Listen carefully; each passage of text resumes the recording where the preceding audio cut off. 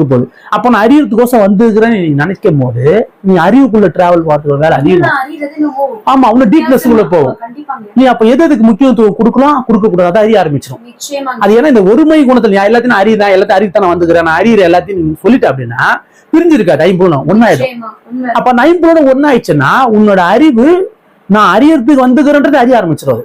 இதை மட்டும் அறியறதுக்கு வரல, நான் ஒரு விஷயத்த அறியத்துக்கு வந்திருக்கிறேன் நானு. ஏன்னா இது எல்லாமே ஏன்னா இந்த எல்லாத்தையுமே அறியத்து வரன்னு தெரிஞ்சிச்சு. அறியத்து வரணும்னு நினைக்கும் போது ஒருமை வந்துடும். அந்த ஒருமை குணம் வந்த போது ஒருமைன்னா மையம்னு அர்த்தம். அப்ப அது மையத்தை நோக்கி நான் அறியணுமா அப்படின்னு இதுக்குள்ளே கேட்கும். இந்த ஐம்பூலம் ஒன்னாயி மூலமான விஷயத்தை இதே சிந்திக்க ஆரம்பிச்சிடும். இயல்பாவே இது தானா நடக்க ஆரம்பிச்சிடும். நான் அதனாலதான் சொன்னேன், எல்லாத்தையும் ஒன்னா பாருங்க, எல்லாத்தையும் ஒன்னொன்றுக்கு ஒரு விஷயத்த சொல்லாதீங்க. அது எப்போ சொல்ல தெரியாத புரியாத இருக்கும் போது நம்மளுக்கு சொல்லி கொடுத்த ஒரு விஷயம். ஆனா இவ்வளவு காலகட்டத்தில் அதே கொண்டு வந்துடும். அப்படி கொண்டு வரணும்னு அவசியம் இல்லை. எல்லா பொருளுக்கும் ஒரே விஷயத்த சொல்லு. நீ ருசின்னு கூட சொல்லு, எல்லாத்தையும் ருசிச்சுன்னு சொல்லு, தப்பே கிடையாது. கண்ணில் பார்த்தேன் ருசி அதுக்கு பேரு, காதுல கேட்டேன் ருசி அதுக்கு பேரு, தொட்ட ருசி அதுக்கு பேரு, ஸ்மெல் பண்ணேன் அதுக்கு பேரு ருசி, சாப்பிட்டேன் அதுக்கு பேரு ருசி. ஆனா நீங்க ருசின்னு சொல்ற அளவுக்கு உங்களுக்கு ஏத்துற அளவுக்கு பக்குவம் பத்தாது. நான் அதனாலதான் சொன்னேன் அரி அப்படின்னு வச்சிருங்க. அரின்னா அது மூலமான ஒரு பேர் இருக்குது. அரி அப்படின்னு சொன்னா அதுதான் அறிதலுக்குள்ள கொண்டு போகும். அந்த அரின்ற ஒரு வார்த்தை அனைத்துமே நான் அறிறேன்னு சொல்லும் போது ஒருமை உருவாகும். ஒருமை உருவாயிடுச்சுன்னா உன்னோட அறிதல் நார்மலா நிக்காது. இந்த ஐம்புலன்னு மட்டும் அது நிக்காது. ஐம்புலன்னு ஒண்ணு சேர்ந்து ஆறாவது ஒரு புலன் தோன்றும். அந்த ஆறாவது புலன், அந்த ஆறாவது புலனுக்கு தான் அன்புக்குள்ள அது டிராவல் ஆரம்பிச்சிடும். அதுக்குள்ள டிராவல் ஆனா அது மூலத்துக்கு நோக்கி தான் பயணப்படும். நான் அந்த ஒரு காரணம் மூலத்துக்கு போனதுக்கோசம் நான் எல்லாத்தையும் ஸ்கிப் பண்ணி தான் போய் பழக்கணும். எது சொன்னாலும் அதை நான் பிரமிச்சோ வியந்து பார்க்க மாட்டேன். சிம்பிள்னஸா பார்க்க என்னால முடியும். ஏன்னா எதாயினும் ஒண்ணுல தான் வந்திருக்கணும்.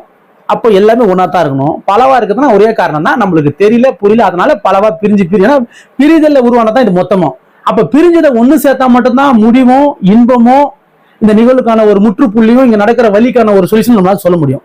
நீ பிரிக்க சொல்ல முடியாது. பிரிவினை தான் வரும். பிரிவினை வரும்போது இப்படி இருக்குது இன்னும் விரிவடையும். விரிவடைஞ்சால் இன்னும் பிரச்சனைகள் கூடும். அது சுருங்கணும், ஒண்ணு கூடணும், ஒருமையில வரணும். அப்படி ஒருமையில வரும்போது நீ எல்லாத்தையும் அறிவுன்ற ஒரு மூலத்துக்குள்ள கொண்டு வரும்போது உன் அறிதல் தன்மை அதிகமாகும். அப்ப உன் அறிதல் அதிகமாகணுன்றதுக்கோசம் தான் இந்த தேகமே நம்மளுக்கு கிடைச்சிக்குது. அப்ப இந்த தேகம் கிடைக்குன்னா நீ எல்லாத்தையும் ஒன்னா பாரு. இப்ப இங்க பாருங்களேன், இந்த விஷயம் இப்ப நம்ம அரிசி, நெல்லு, சாப்பாடு முப்பொருள் இருக்குது. சரி, இது முப்பொருளும் ஒரே பொருளும் நம்ம சொல்லலாம், முப்பொருளும் சொல்லலாம். உண்மைதானே? இது மூணாவும் சொல்லலாம், ஒன்னாவும் சொல்லலாம். அறிஞ்சிட்டேன்னா ஒண்ணுன்னு சொல்லலாம். அறியலன்னா எங்க இது அரிசி தானங்க, இது அரிசி தானங்க, இது சுமார் பேச்சு முதல்ல சொன்னா நெல்லுன்னு சொல்லலாம், அப்புறம் கேட்ட அரிசின்னு சொல்லலாம், மூணு கேட்ட சாப்பாடுன்னு சொல்லலாம். ஆனா நீ மூணு ஒன்னா சொல்றதுக்கு பக்கம் வந்துட்டா பெஸ்ட். இது மூணு விஷயம் இருக்காது, ஒன்னா இருக்கும். மூணுமே ஒன்னாயிடும்.